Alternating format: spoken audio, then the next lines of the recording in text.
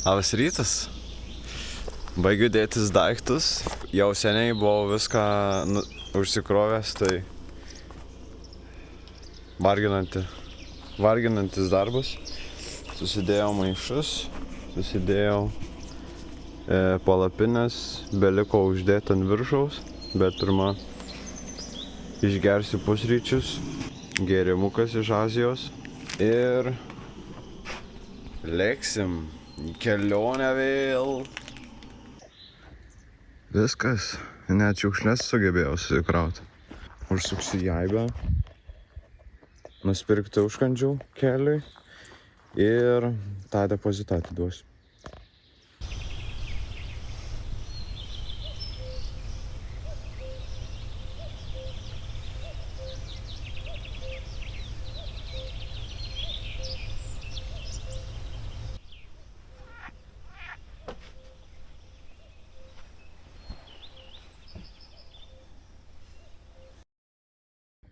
Kažkas televizorių išmetė.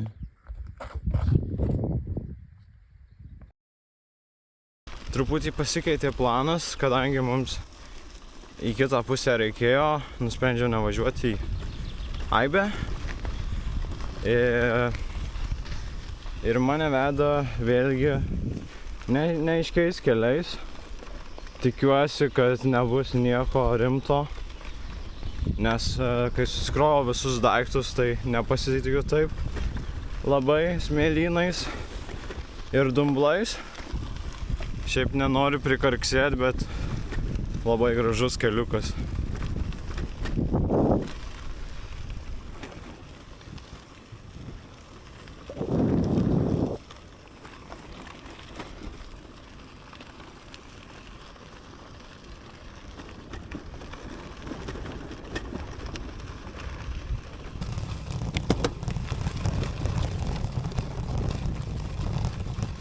O čia pusiaukelėje mes turim ką? Stumbryną. Pažiūrėkit į visus stumbrus. Kodėl jie visi mane žiūri?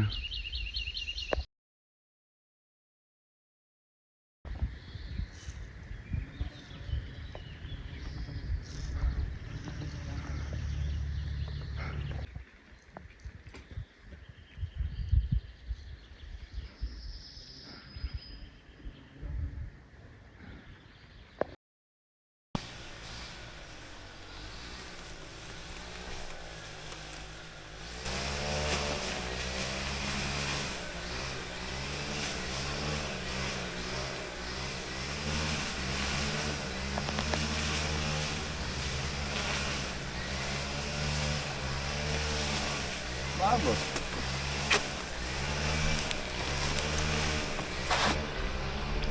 Zervynų šuo nutrapsėjo.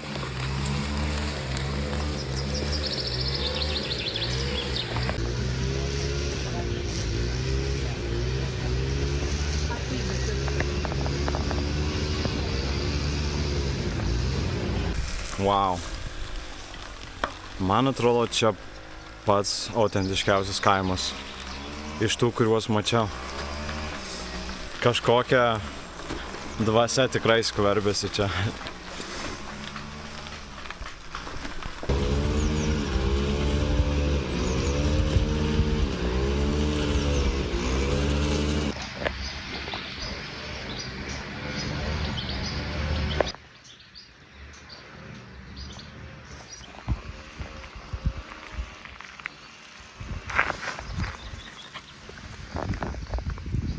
Zervynų šuo. Kažkoks irgi stebuklas išlikęs. O jūs iš kur? Aš iš Suvalkijos, Marijampolės. Ai, oi, artimų giminių labai daug turiu. Gero laiko jau. Ačiū. Važiuoju, bet jo, man. Aš tai sakau, čia kaip Rumšiškės nuvažiuoju ir žiūri ten visus. Bet čia labiau tikra, ne? Bet čia gyvena. Jo. Čia dvasia ta kita. Gyva. Sėkmės. Ačiū jums irgi.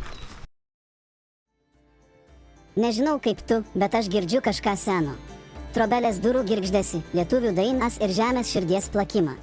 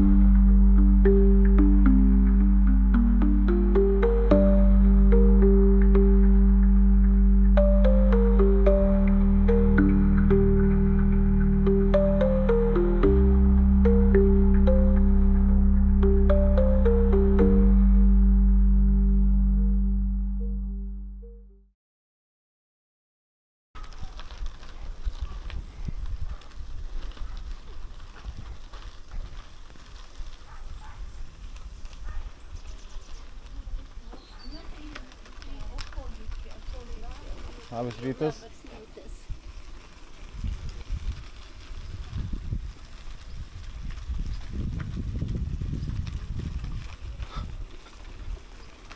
Na, tikrai kaip gyvas muziejus.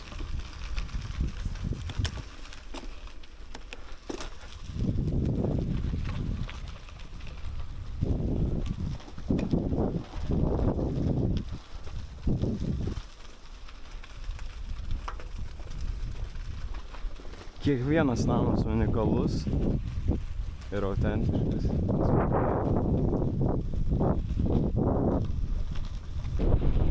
Aslas.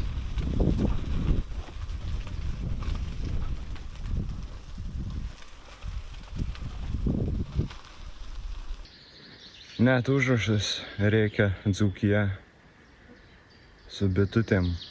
O taip, aš jums pasakysiu, Zervynos dūzgia. O dabar į ilgą kelionę, kurios pabaigoje dušas ir šiltas maistas. Aš kaip kiaulė su morka prieš nosį važiuosiu visą laiką dabar galvodamas apie tai.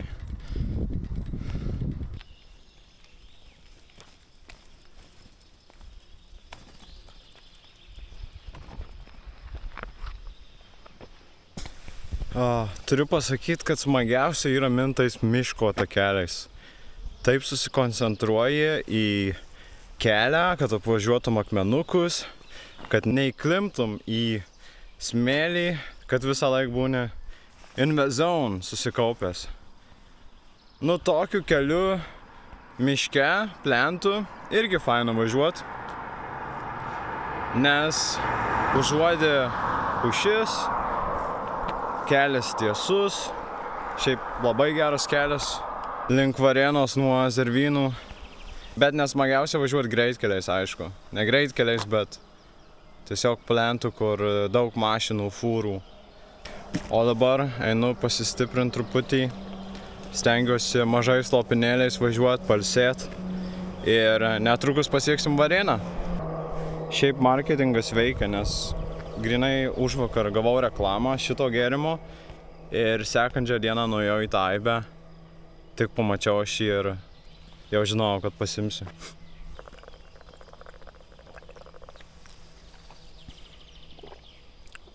Vau, visai nieko. Tikrai skanus. Kolega važiuoja.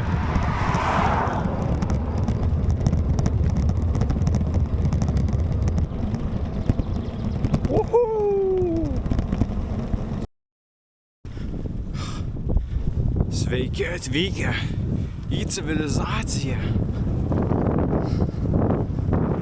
Wow, kas čia per dideli pastatai.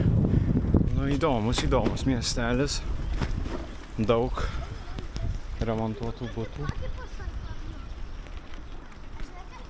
Atsinaujinęs toks atrodo.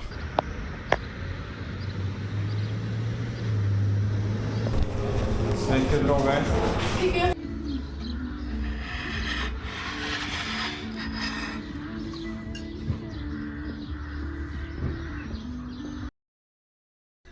Pasilikau dešričiukui.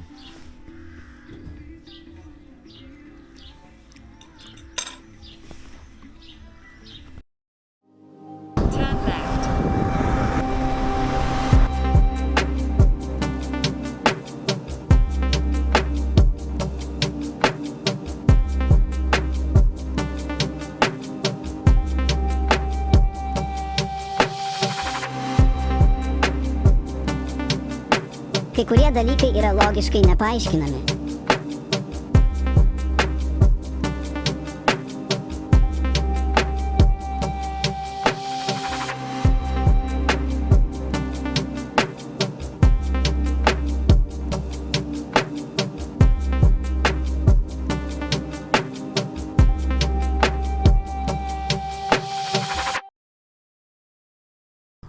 Už manęs matot Urkionis.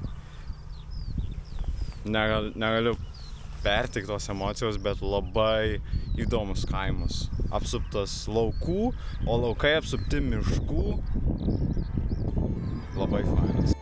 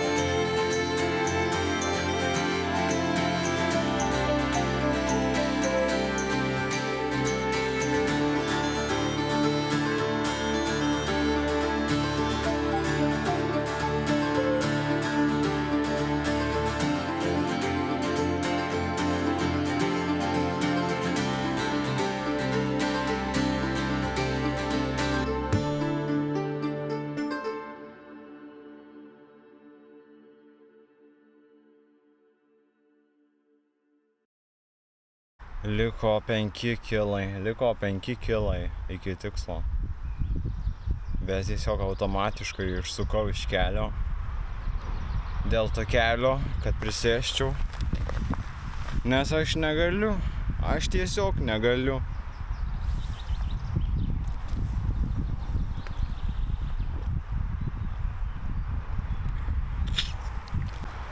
Bet dėl dušo, man atrodo, verta. Verta pasistengt, stot, važiuot, mint, dainuot. Ir tik nekraujuot. Kraujuot neverta. Todėl ir ilsiuosi, pailsėsiu truputį. Turiu visą dieną, kurią pykit, nepykit, skirsiu komfortui. Negaliu sulaukti. Turiu slaptą skyrių.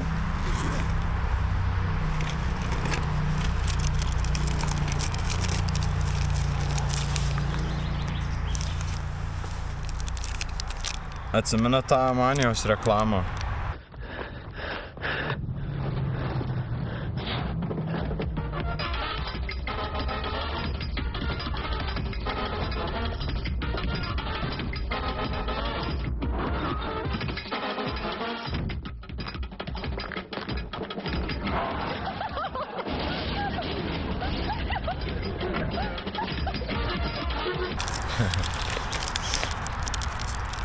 Žinot, ką mėgstu prie šokolado? Pati geriausia kombinacija yra riešutukai. Aš jaučiu, atrodau nepatogiai ant žemės sėdėdamas. Bet žinokit, dar taip patogu nėra buvę. Jokia sofa nepatogi. Kaip žemė po 5 kilų minimo. Ai, bebenčiukas alergiškas riešutam. Žolės.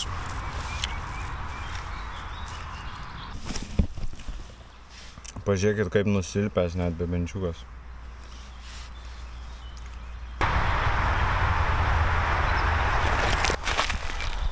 Spėkit, kas grius į lovą už pusvalanduko. Pusvalanduko į lovą kris Suvalkietis, po kaldrai lys, paskui bulvinį blyną kokį padarys. Nežinau. Neturiu pasiteisinimo, šiandien neperkaito galva, bet turbūt jau išdurnėjau. Čia kas būna, kai suvalkietis iš savo natūralios aplinkos išeina ir per ilgai užsibūna Dzūkijoje. Faktai.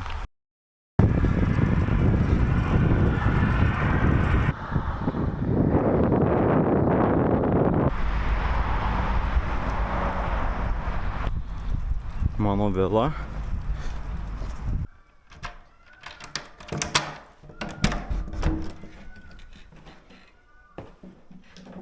Ulele. Tiesiog kambarį nušviečiantis paveikslas.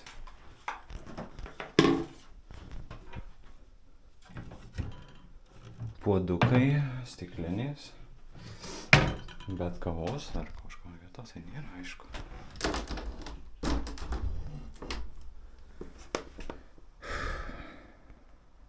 Galiu gyventi taip. Dušiukas.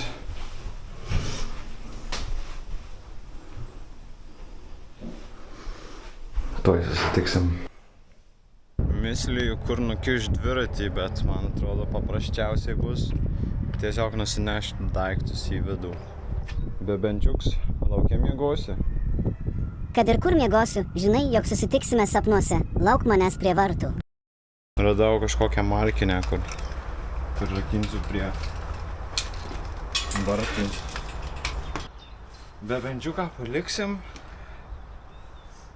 Tiesą sakant, jis yra labai gerai priveržtas. Kad nenukristų, aišku. Nepagalvokit, kad aš jį laikau. Čia daug verksniai. Sveiki. Čia jūs verkiat.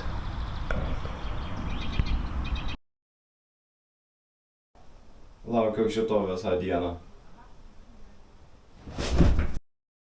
Nežinau, kaip šis paveikslas verčia mane jaustis.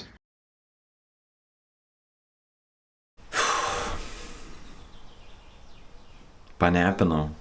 Nežinau, kaip čia pasakyti. Pietų miegelio nusmigau valandžiukai. Dabar toks apdujęs jaučiuosi. Ir visi raumenys tiesiog staugia. Bet to esu labai alkanas. Gerai, kad visai netoli čia tokia maisto vieta yra.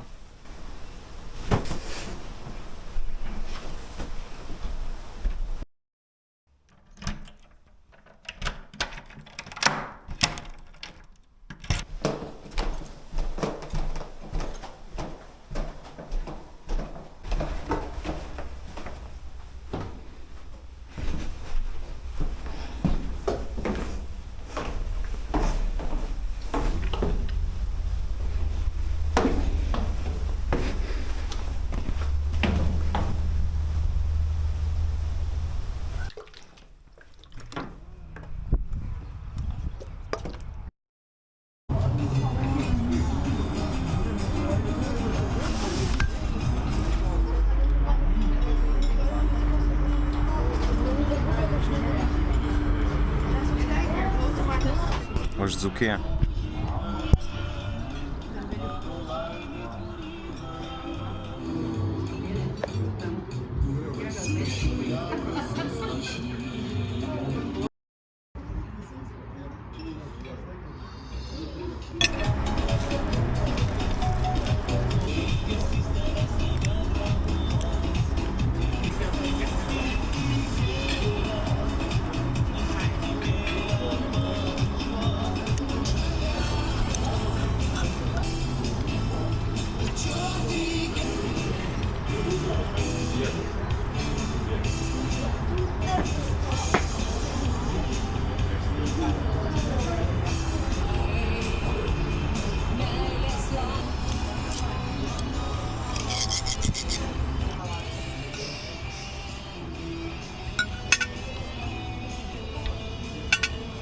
pasimėgausiu paskutiniu kąsniu dar labiau.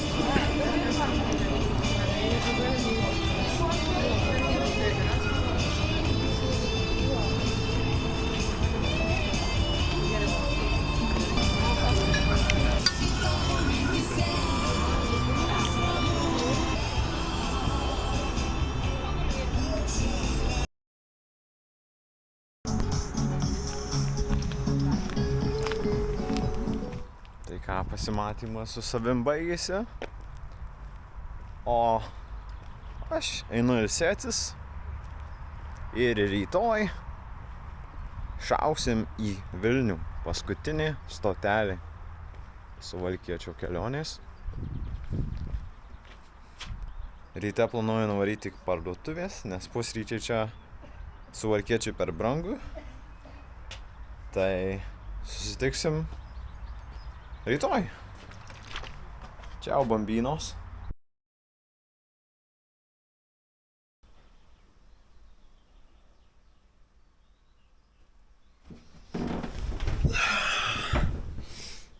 Labas rytas, kliunkiai. Tikiuosi palapinė ir miegmaišys nesupyks, kad taip sakau, bet miegojau pasakiškai. Oi, kaip pasiilgau lovos.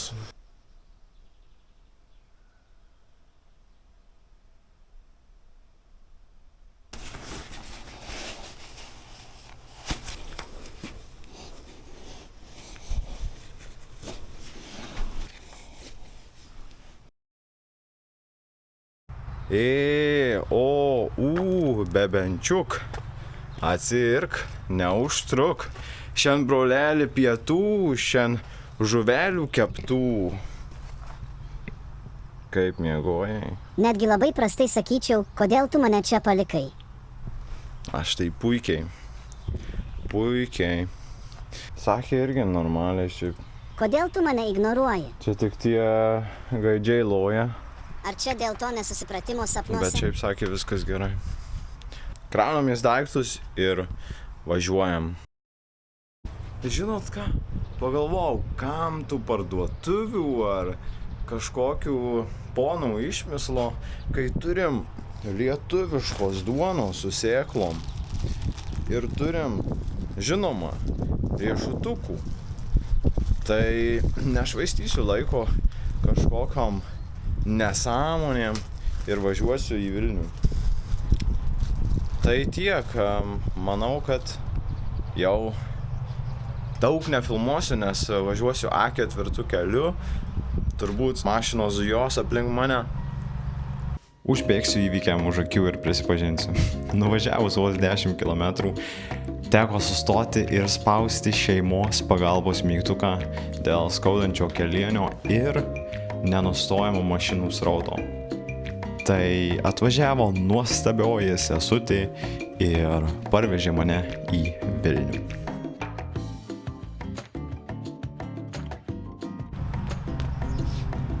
Tai ačiū, kad žiūrėjot ir turbūt perduodu mikrofoną Suvalkiečiui, kuris ir pristatė šią kelionę.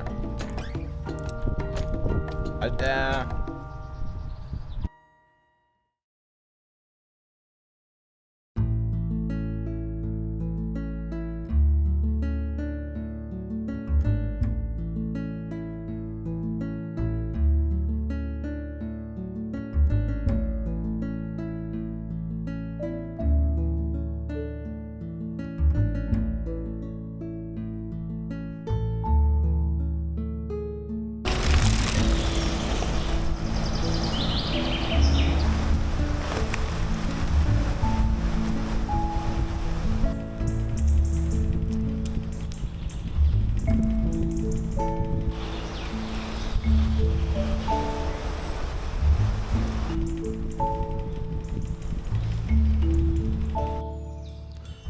Ačiū, kad žiūrėjot, širdim lydėjot, o gal kaip Šveicarija neutraliai stebėjot, o tiesą sakant, jei bumbėjot ir vis tiek žiūrėjot, linkiu jums meilės ir išminties, nes šis pasaulis kitaip bus be vilties.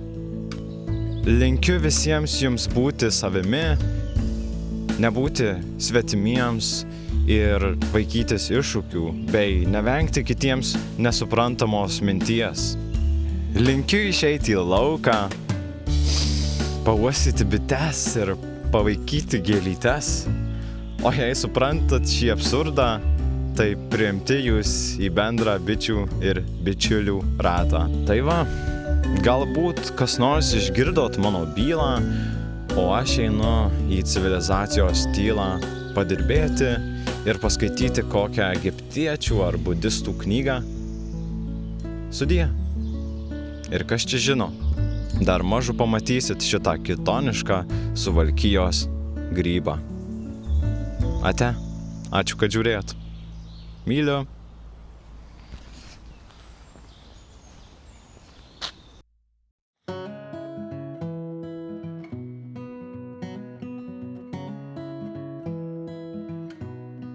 Suvalkietis ir toliau rašo savo istoriją.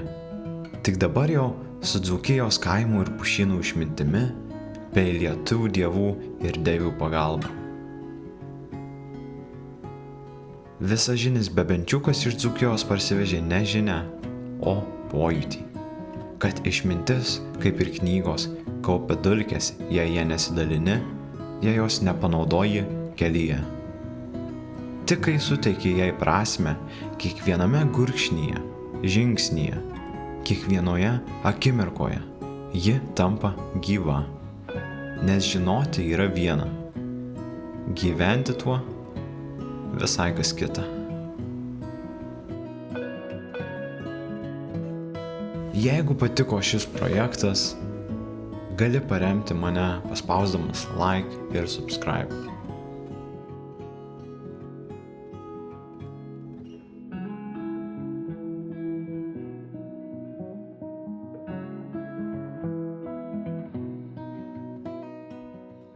Aleksų tėviškė. Tai legenda sako, kad čia gimsta visi Aleksai ir paskui juos išvežioja į vietinius rajonus. Tai ir aš vienas iš jų buvau.